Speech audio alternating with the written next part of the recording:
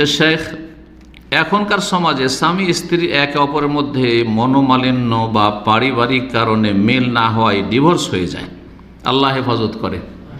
গত কয়েকদিন আগে পড়লাম যে শুধুমাত্র ঢাকা শহরে প্রতিদিন কয়টি করে তালাক হচ্ছে, 39টা পড়লাম বা তার এরকম বেশি পড়লাম। প্রতিদিন কি হচ্ছে, 39টা করে তালাক হচ্ছে। সৌদি আরবে তালাকের হার অনেক বেশি। পশ্চিমা দেশে তো হাদ্দেস ওয়ালা হারাজ, যা বলবেন তাই। পশ্চিমা দেশে অধিকাংশ বিয়েগুলো টিকে না, যেমন অমুসলিমদের টিকে না তেমন মুসলিমদেরও বিয়ে টিকে না, ইল্লা মাশাআল্লাহ। আর যেসব বিয়েগুলো টিকছে অশান্তির শেষ নেই, অশান্তির সাথেই টিকছে। কারণ কি জানেন? বেশ কিছু কারণ রয়েছে, তার মধ্যে একটি গুরুত্বপূর্ণ কারণ হচ্ছে এই পার্থিব সুখের জীবন বেশি। সুখে থাকলে ভূতে কিলাই, আমাদের আঞ্চলিক ভাষা বলে, সুখে খেলে ভূতে কিলাই। তো আজকাল মহিলারা খুব সুখে খাচ্ছে। আগে আমাদের মা খালারা দাদি নানি যে কষ্ট করেছে, ওই সব কষ্ট করতে হয় না। হ্যাঁ, না আটা পিষতে হচ্ছে, না ওই ধান ভাঙতে হচ্ছে, হ্যাঁ, না আপনার ওই সংসারে অতগুলি কাজ করছে, কোন রকম পাক করা সেটা করতে চাই না। ওই হোটেল থেকে নিয়ে এসো, আরে ফাস্ট ফুড নিয়ে এসো, আরে আজকে এটা নিয়ে এসো, তো আজকে এটা নিয়ে এসো। আউযুবিল্লাহ। ভোগবিলাসের জীবন, সুখের জীবন পারিবারিক কাঠামোকে বরবাদ করছে, সাবধান হয়ে যান। সুতরাং এই পার্থিব টাকা পয়সার সুখটা আসল সুখ না। আসল সুখ হচ্ছে দাম্পত্য জীবনের সুখ, মানসিক শান্তি। স্বামী শান্তিতে আছে, স্ত্রীও শান্তিতে আছে, এটা সবচেয়ে বড় শান্তি। এই শান্তিকে বহাল রাখার চেষ্টা করুন। সুতরাং দুনিয়ার ভোগ বিলাসের পিছনে ছুটবেন না, দুনিয়ার নিয়ামতকে তুচ্ছ মনে করবেন। দুনিয়ার এই টাকা পয়সাকে আর ভালো ভালো এই যে খাবার দাবার মানুষ খাচ্ছে আর যাচ্ছে, আর আমরা তো কিছু করতে পারি না, আমরা তো আর হোটেলে খাই না, ওই ডেইলি পাক করো, না না, কখনো না।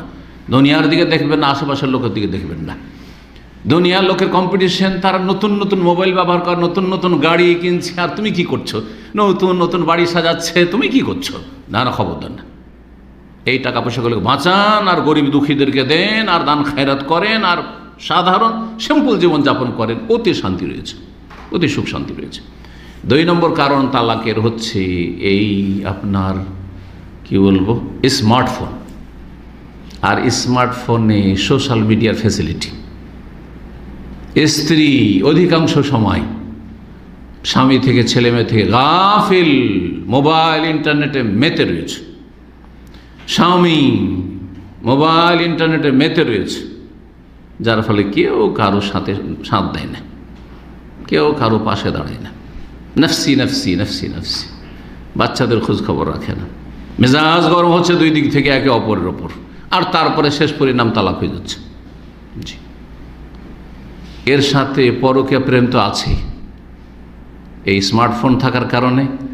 আর এতে যে আপনার মেসেঞ্জার আর ফেসবুক আর আপনার কি বলছে আপনার ইমো আর এটা সেটা, এই যে সব সময় হাতে, আরে কি স্বামী বাইরে গেল আর শুরু হয়ে গেল, স্বামী প্রবাসে থাকে, এইদিকে পরকীয়া প্রেম চলছে, হারাম সম্পর্ক চলছে, যার ফলে শান্তি হয় না। শেষ পরিণাম কী হয়ে যাচ্ছে? তালাক হয়ে যাচ্ছে, শেষ পরিণাম তালাক হয়ে যাচ্ছে। আল্লাহ হেফাজত করুন। তো প্রশ্ন করেছেন যে বিষয়টি, যে তালাক হয়ে যাচ্ছে মনোমালিন্য, তো মনোমালিন্য কেন হচ্ছে এই রোগ শনাক্ত করতে হবে এবং রোগের চিকিৎসা নির্ণয় করতে হবে, আর সেই চিকিৎসার প্রয়োগ করতে হবে। শুধু বললে হবে না তালাক হয়েছে, কেন তালাক হচ্ছে? একজন স্ত্রীকেও চিন্তা করতে হবে, একজন স্বামীকেও চিন্তা করতে হবে, এরকম তালাকের পরিস্থিতি কেন তৈরি হয়ে যাচ্ছে, কেন আমাদের মা খালাদের তৈরি হয়নি? শতকরা একটা তালাক হয়নি, হাজারে একটা করে তালাক হয়েছে আমাদের। আমাদের যেগুলো মনে পড়ছে, হ্যাঁ, আমাদের বয়সের, এমনকি আমাদের সাথে যারা জুনিয়র তাদের মধ্যে দেখেন যে শতকরা একটা করে তালাক হইতো না, আজকাল শতকরা 60-70-80টাই তালাক হয়ে যাচ্ছে। 10-20টা বিয়ে টিকছে, কেন? আল্লাহ হেফাজত করেন। দেখা যায় 1 বার বা 2 বার বিবাহ হয়, কিন্তু সুখ হয় না। এই জন্য সুখ হয় না যে কারণ করে বললাম, সমাজ তাদের বলে থাকে এই দোষ বা ভুলের কারণে ডিভোর্স হলো, দোষের কারণে। দোষ তো হয় 2 জনেরই আছে, আর না হলে একজনের তো অবশ্যই আছে, ঠিক না? বিনা দোষী কি আর তালাক হয়? দোষ আছে, ভুল বুঝাবুঝি আছে, কিছু দোষও আছে আর কিছু ভুল বুঝাবুঝি আছে, আর কোনো কোনো ক্ষেত্রে সন্দেহ কাজ করে। যদি একে অপরকে সন্দেহের দৃষ্টিতে দেখে তাহলে তো কখনো শান্তি হবে না, তাই না? আপনি বাইরে গেলে আপনার স্ত্রী সন্দেহ করে, আপনি টেলিফোন করলেই সন্দেহ করে, দেখি কাকে টেলিফোন করে, আর আপনিও স্ত্রীকে সন্দেহ করেন। যদি এইরকম হয় তাহলে কি আর শান্তি হবে? কখন শান্তি হবে না। জি, তাহলে সন্দেহের জায়গাগুলি থেকে উভয়কে বাঁচতে হবে, স্বামীকে বাঁচতে হবে আর স্ত্রীকে বাঁচতে হবে। জি, সন্দেহের কারণ তৈরি করছেন, নিশ্চয়ই তো কারণ তৈরি করছেন, তো সন্দেহের কারণ যেন তৈরি না হয়। আপনার সম্পর্কে আপনার স্ত্রী যেন সন্দেহ না করে, আর আপনার স্ত্রী সম্পর্কে আপনার যেন সন্দেহ না হয়, এইটা তাকে চেষ্টা করতে হবে। এখানে প্রশ্ন হলো, আল্লাহ কি আগে থেকেই তাদের তকদিরে এমনটি রেখেছেন নাকি তাদের কিছু ভুলের জন্য ঘটলো? দুটোই। আল্লাহ তকদিরে লিখে রেখেছেন আর ভুলও আছে, ভুলের কারণে হয়েছে। ওমা আসাবাকুম মিন মুসিবাতিন ফাবিমা কাসাবাত আইদিকুম, আল্লাহ বলছে তোমাদের উপর যে কোনো বালা মুসিবত আসে তোমাদের কর্মফলস্বরূপ, কৃতকর্মের কারণে, তোমাদের পাপের কারণে। তাহলে পাপগুলি কারণ, আর আল্লাহ লিখে রেখেছেন যে অমুক যুগে অমুক আব্দুল্লাহ আসবে, আব্দুর রহমান আসবে, অমুক অমুক আসবে, আর তারা বিভিন্ন পাপ করবে, শেষ পরিণাম জাহান্নামে, যে শেষ পরিণাম তাদের তালাক হবে, ইত্যাদি ইত্যাদি।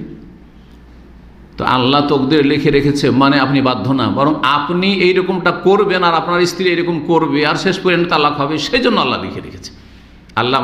আল্লাহ হচ্ছেন আলেমুল গায়ব ওয়াশ শাহাদা, সব কিছু জানছেন আল্লাহ, সব কিছু জানছেন। জি, শেষ রেজাল্টটা আল্লাহ লিখে রেখেছেন। কিন্তু আপনাদের স্বাধীনতাও ছিল, সুসম্পর্ক বহালও রাখতে পারতেন, রাখেননি। জি।